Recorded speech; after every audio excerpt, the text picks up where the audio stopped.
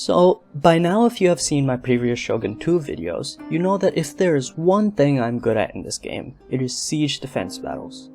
In this video, I will hopefully show you how to defend against forces much larger than your own, and still come out with minimal losses and a victory.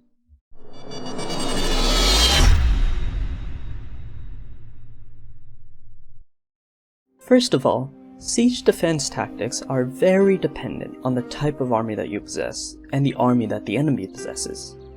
I will go through possible army composition scenarios and tell you which is the optimal defense tactic for each. The first is if you only have Yari Ashigaru and Bo Ashigaru, which is probably the most common army early in the game.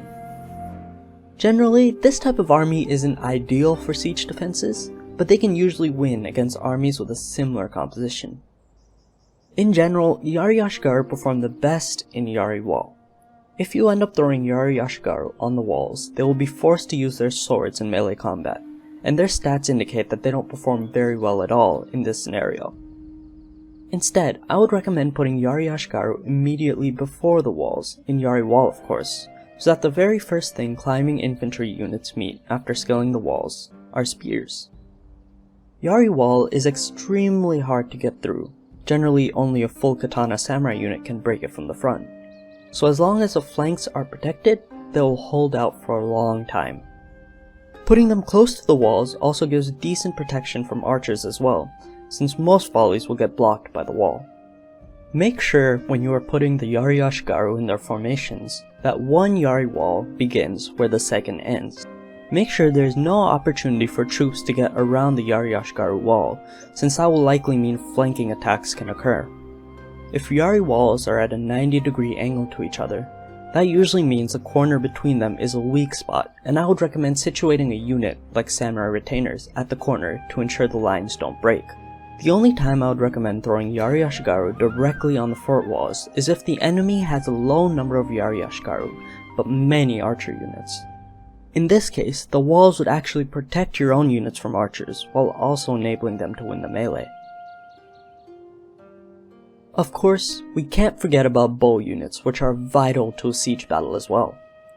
Generally, archers should always aim for other archers outside of the fort, because the reality is that attacking archers will actually get more kills than infantry units, since they can just stand at a distance and snipe men to death.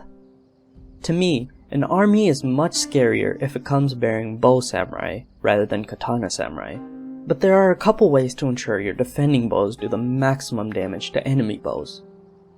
Always start the battle with Bo Ashigaru on the walls. Archers will have a direct line of sight to enemy troops, and that will allow them to hit shots with surprisingly high frequency. Archers that aren't on the walls are forced to arc their shots, which results in lower accuracy. The initial goal is to reduce enemy archer numbers as much as possible, and to get your own archers off the wall before the melee.